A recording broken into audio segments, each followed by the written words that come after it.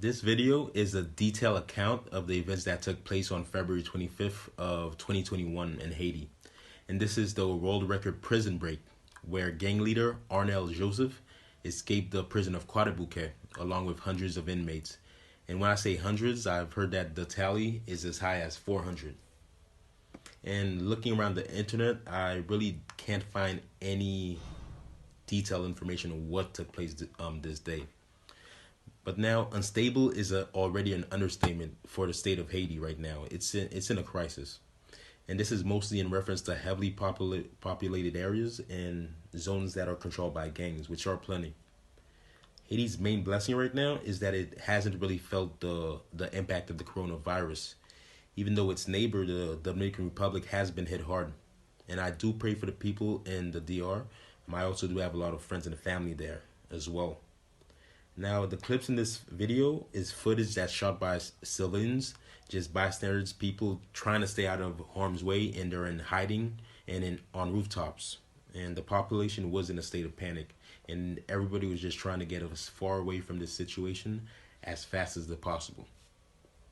People were just trying to find shelter and get behind closed doors wherever possible, especially knowing that some of these prisoners would try and gain their freedom by any means.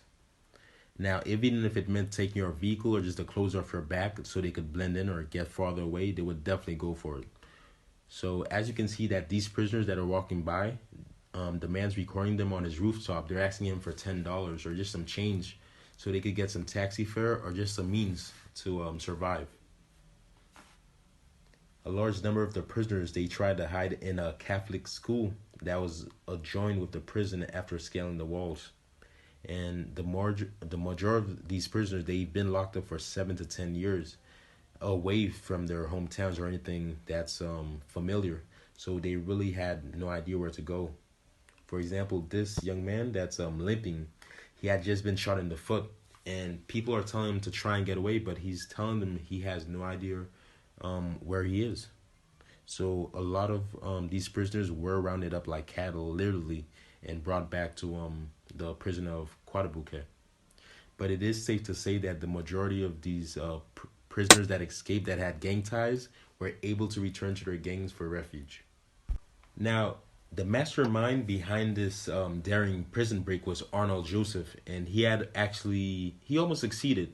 But it's funny because he actually promised that he would be leaving in such a way, in audio tapes and interviews circulating Haiti on WhatsApp everywhere. Now, Arnel Joseph is on video claiming that he allowed himself to be captured in the first place so he could receive medical treatment for a gunshot that broke his femur or his thigh bone in his right leg. He's on video claiming that he's now healed up and ready to leave or get out of prison by any means, 2 days before the prison break. Now, many people in Haiti had already seen this video in circulation before his escape, so everybody was in total shock and disbelief. Now, I have to mention that while he was in prison, he made shocking statements and declarations incriminating people in government, opposition groups, and wealthy businessmen.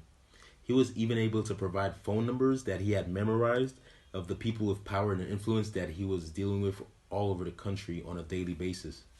He boasted that even the police force didn't have access to the types of weapons he had. Arnel Joseph even claimed to have spoken and had phone conversations with the current president of Haiti.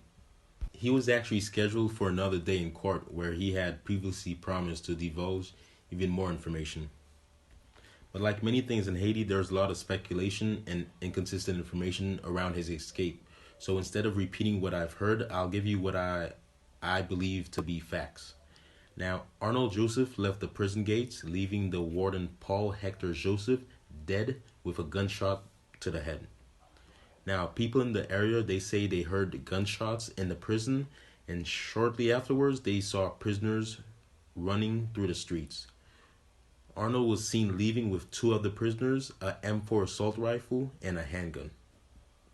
The first thing that Arnel and these 2 men did was head to a clothing store where they changed attire and freshened up.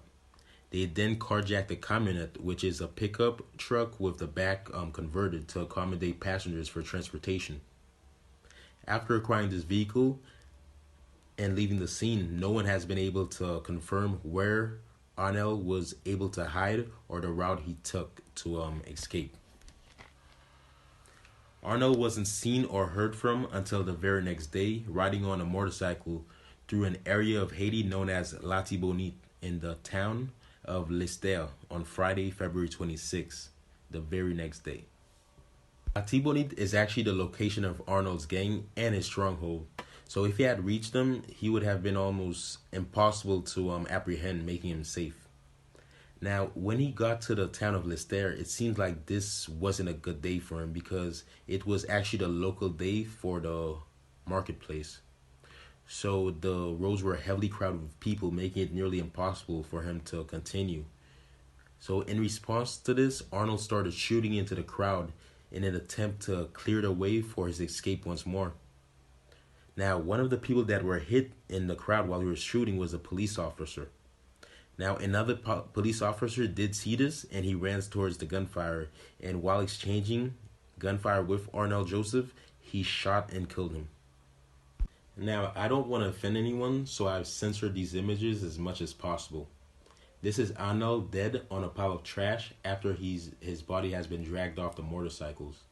As you can see, he still has the shackles on his feet because he was such a high-value prisoner, and he actually escaped prison before. And he was actually the most wanted man in Haiti. At least 25 people lost their lives in this record-breaking prison break. Authorities still can't provide an exact number of prisoners that managed to escape and are still on the loose. Something that I think I have to address in this video, it's only fair that I mention that a large majority of the people that are incarcerated in the Haitian prison system, they really shouldn't be there. I mean, even the people that are guilty, they've already served 7, 10, some even 15 years.